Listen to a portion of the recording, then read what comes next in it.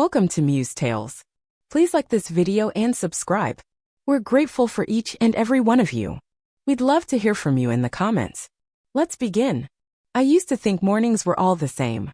Coffee machine grinding, neighborhood dogs barking, lawn sprinklers sputtering like they were coughing themselves awake. It was safe, predictable.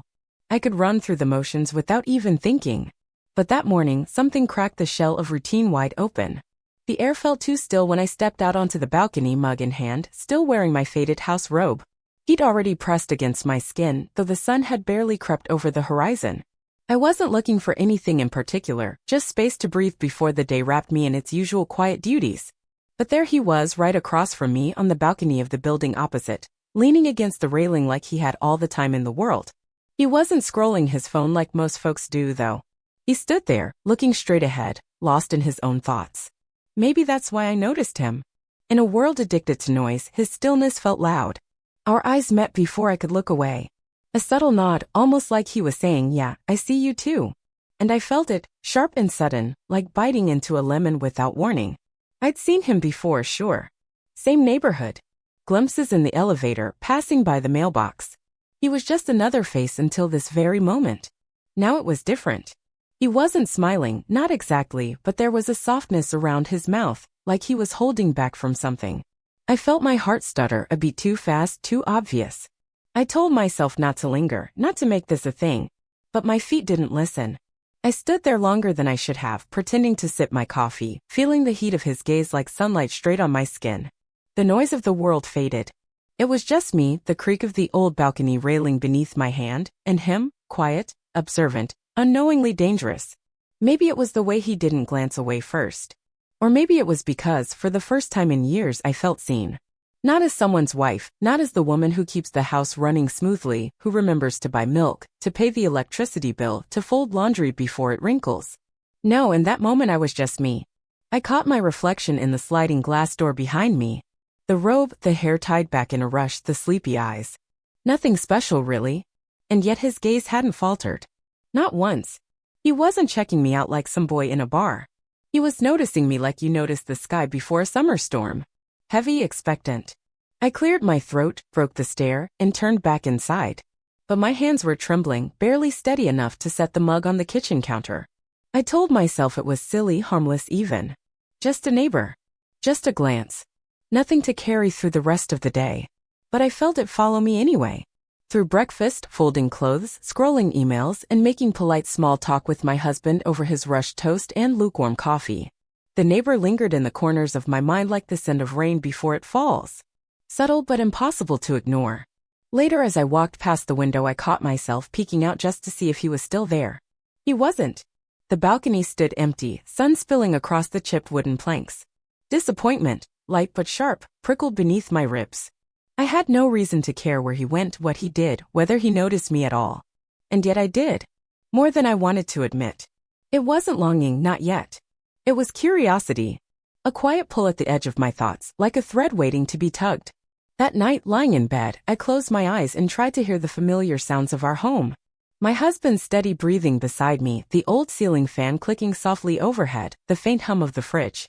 But beneath it all there was a pulse I couldn't quiet. I wondered if he had noticed me as much as I had noticed him. And worse, I wondered why I cared. Sleep didn't come easy. My mind kept returning to that moment on the balcony, replaying it like a favorite song I didn't want to end. A single glance, too long, too warm, too real. I didn't know it then, but that was the moment everything quietly began to shift. And there was no turning back. He turned the corner of the produce aisle just as I reached for a bunch of grapes, our hands almost touching, both of us pausing mid-motion like characters in a scene neither of us meant to rehearse. And for a beat too long, we stood there, wordless, surrounded by bins of oranges and the quiet hum of refrigerator units. He was the first to speak something casual about how the avocados looked better last week, and I answered without thinking, my voice lighter than I remembered it being, almost amused as if I didn't notice the way his eyes scanned my face like he was trying to memorize it. We kept talking, nothing important, just small talk about overpriced blueberries and the strange music playing overhead. But it felt like we were both pretending the conversation didn't matter when we knew it did. That night, while I chopped vegetables for dinner, I caught myself smiling for no reason, hearing his voice in my head and wondering why a stranger's glance could shake something so still inside me. The yoga class was small, tucked into the back of a quiet studio with sunlight streaking through dusty windows, and when I unrolled my mat and looked up, there he was, settling across from me with that same calm focus that had already unsettled me more than I cared to admit. And as we moved through poses, I felt an awareness of his presence far sharper than the instructor's voice guiding us to breathe deeply and let go. When class ended, our eyes caught in the shuffle of roll mats and water bottles, and he asked, almost offhand but with a spark behind it, if I wanted to grab a coffee. So we walked to the corner cafe where the conversation, meant to be casual, stretched far past the cooling cups on the table. Outside, under the soft blur of a late morning sun, he reached out, brushing a strand of hair from my cheek with a touch so light it made my breath hitch, and before I could think his lips met mine, not rushed, not forced, but inevitable, leaving me dazed and breathless. Caught between surprise and dangerous curiosity, I planned the dinner like I was building a fortress, carefully stacking moments of normalcy between plates of roasted chicken and polite conversation, inviting old friends who always laughed too loudly and drank just enough wine to keep the evening moving.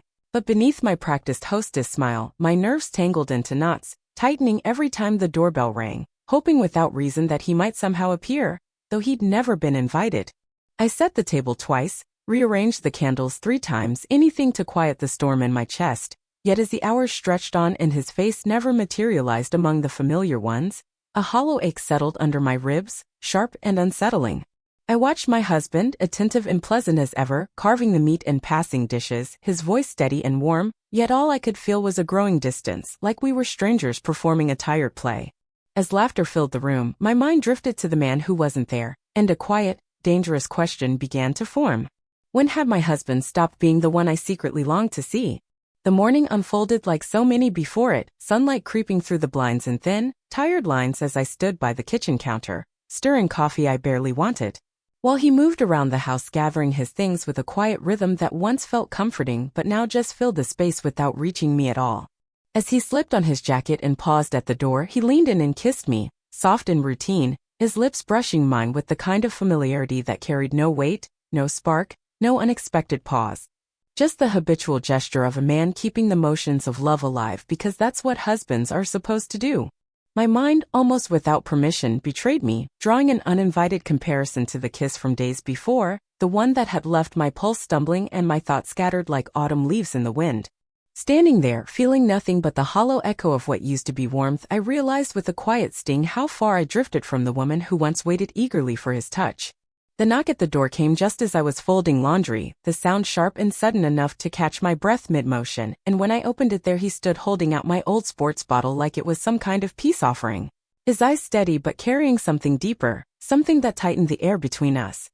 He said he found it after yoga class, an excuse so thin it almost didn't bother to pretend, and I thanked him, my voice too smooth, too practiced, as if I hadn't already imagined this moment more times than I cared to admit.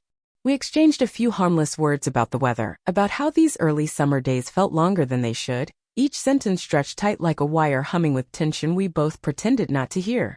My fingers brushed his when I took the bottle, a simple touch that sent an involuntary spark up my arm, and in that breathless second I felt the lines we'd drawn start to blur, slipping quietly out of reach. I spotted him near the fountain at the center of the small park, the kind of place people hurried through without noticing, yet there he was, leaning against the railing with his hands in his pockets, and before I could decide whether to look away or keep walking, our eyes locked, pulling me toward him like gravity that had finally claimed its due. He smiled in that quiet, knowing way, and without needing an invitation, I slowed my pace until we were side by side, falling into step as naturally as if we'd planned it all along. Our conversation starting with casual remarks about work days and crowded streets but quickly slipping into something far less guarded. He admitted almost too easily that the move had left him feeling adrift, detached from anything familiar, and as he spoke, I felt a sharp pang of recognition, a silent echo of my own restlessness, realizing with uncomfortable clarity how deeply his words mirrored my private loneliness. With each step beneath the soft shadows of the trees, the distance between us felt dangerously thin, almost gone. It felt almost innocent when I sent the message, a casual invitation for coffee while my husband's meeting ran late, telling myself it was nothing more than 2 neighbors passing time, yet my pulse betrayed me from the moment he replied with a simple yes. And as I watched him cross the street toward my building, a restless heat rose in my chest that I could no longer explain away. We kept the conversation light over lukewarm cups, trading safe topics like neighbors do, But every glance lingered a second too long, every smile felt a shade too warm, and by the time we reached the front door of my building, my breath had already shortened with anticipation I didn't dare name. As I turned to say goodbye, his hand brushed mine with deliberate slowness, and before my mind could catch up, our lips met, the kiss deepening with a hunger that shattered our careful restraint. In that exact breath, the sound of keys rattling behind us froze my blood, and as the door creaked open, my husband stood there, silent, unmoving, watching everything unravel in front of him. He didn't raise his voice, didn't throw accusations into the heavy air, didn't even ask the questions I feared, but his silence filled the house with a chill that seeped into my bones, turning every ordinary moment into something sharp and unbearable. Like walking barefoot over broken glass. Meals became mechanical, his gaze rarely meeting mine, his presence a quiet weight pressing down on my chest as I moved through the motions of our shared life, folding laundry and brewing coffee that went untouched.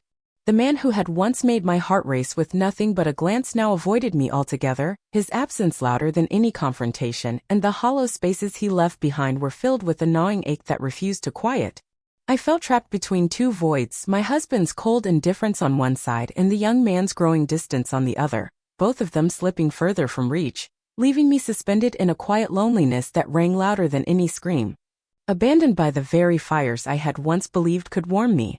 I gathered my courage like brittle leaves in trembling hands, waiting for the right moment to speak, to find even the smallest crack in his wall of indifference, but when I finally opened my mouth and asked if we could talk, his eyes barely flicked toward me before he answered with a cold finality that hollowed out my chest, his voice flat and distant as he said, "It's too late," and left the rest hanging in the heavy air between us. Hours later, my phone buzzed with a message from the one who had once made my breath quicken, just a few words that cut sharper than any goodbye, telling me he was leaving town for good, no explanation, no promises, just quiet closure wrapped in polite regret. I found myself drawn back to the balcony as dusk settled over the street, the same spot where it all began, my eyes searching the empty window across the way, hoping for something that was no longer there, and as the light faded I sat frozen in the stillness. A closed circle of choices that had led me exactly nowhere.